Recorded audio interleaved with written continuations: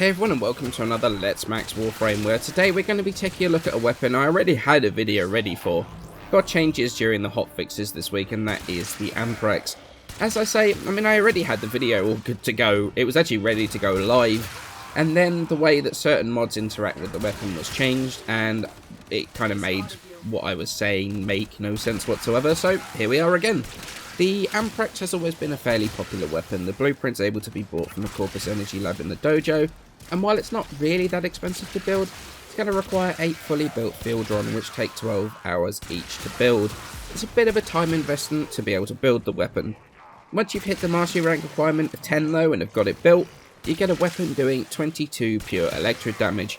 And that's fantastic when you look at the fact it can combine into a couple of fantastic damage types, namely corrosive and radiation, or on its own, electricity has a really nice status proc that can stun enemies in place. Especially when you take a look at that status chance of 22%, which is pretty nice, especially now status on beam weapons actually works properly. Spreading status procs with this is incredible and very, very effective. Add on to that the crit chance of 32%, 220% critical damage multiplier means you can hit them with a ton of status procs while hitting like a ton of bricks with your crits.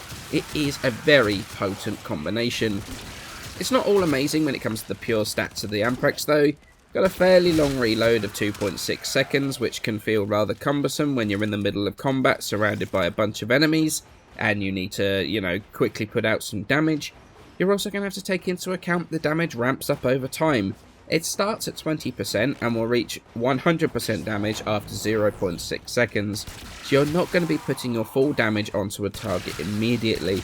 Plus, if you switch your targets too early without killing the other target, after 0.8 seconds the damage is going to start decaying over the next 2 seconds, back down to that original 20%. Now the reason for the redo of the video was because of the special feature of the Amprex, and the fact that it can chain from, the damage can chain from enemy to enemy.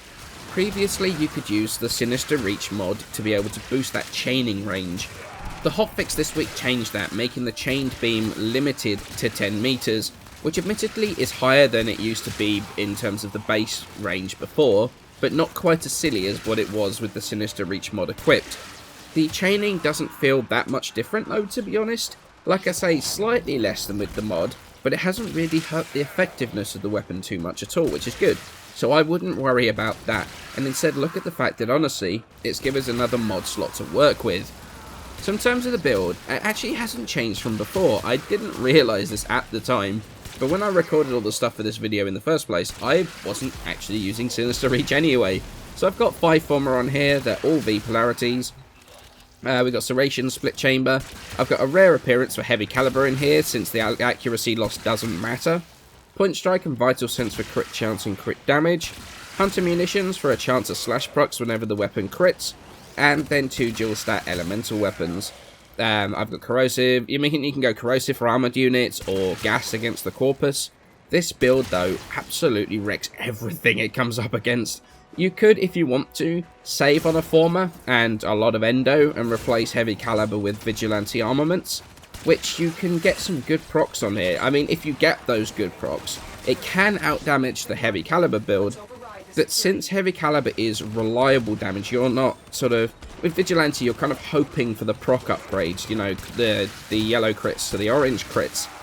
Only then is it going to outdamage the Heavy Caliber. So, like I say, Heavy Caliber is more reliable than Vigilante, but Vigilante is way cheaper and almost as effective. So you could actually go for that if you want to.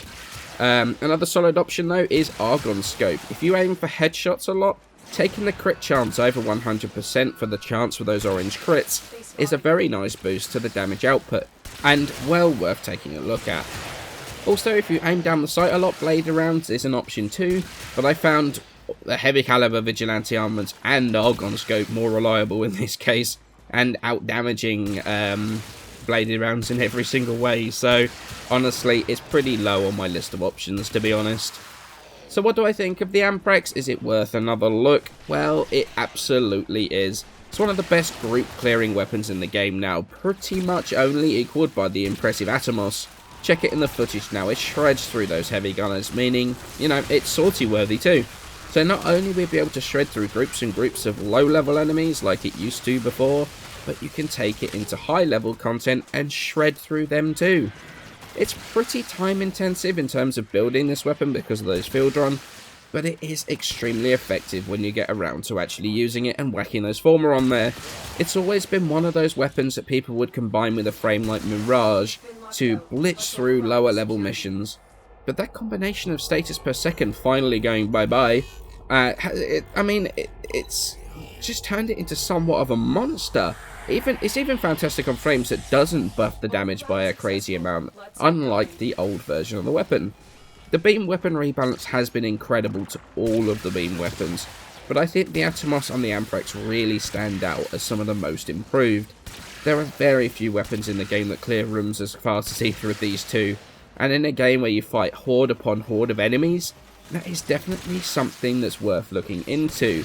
It's also a really cool looking weapon, you know, watching electricity come out of the weapon, arcing from enemy to enemy like something out of Star Wars. It's fantastically satisfying to use.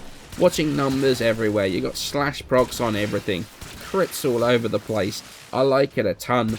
You can even combine this with condition overload. You know, you've got the procs from the weapon, you've got the slash procs. That's immediately a huge buff on condition overload. And honestly, a good rhythm for this can really take it to another level, since its disposition is high enough to get some fairly decent numbers. I've got one with damage and crit damage on mine, and I think plus soon, which is kind of irrelevant, but it absolutely wrecks. But get a god rhythm for this, you know, crit damage, crit chance, maybe damage or multi-shot, and it is going to be a monster. It's worth going back and looking at again if you haven't checked it out since the changes. I've had a ton of fun with it, and it really is very good. Check it out, I'm pretty sure you won't be disappointed by it. So I thank you all for watching, more videos to come, plus a big livestream announcement coming in the next, well, probably today. But for now, I shall see you in the next video.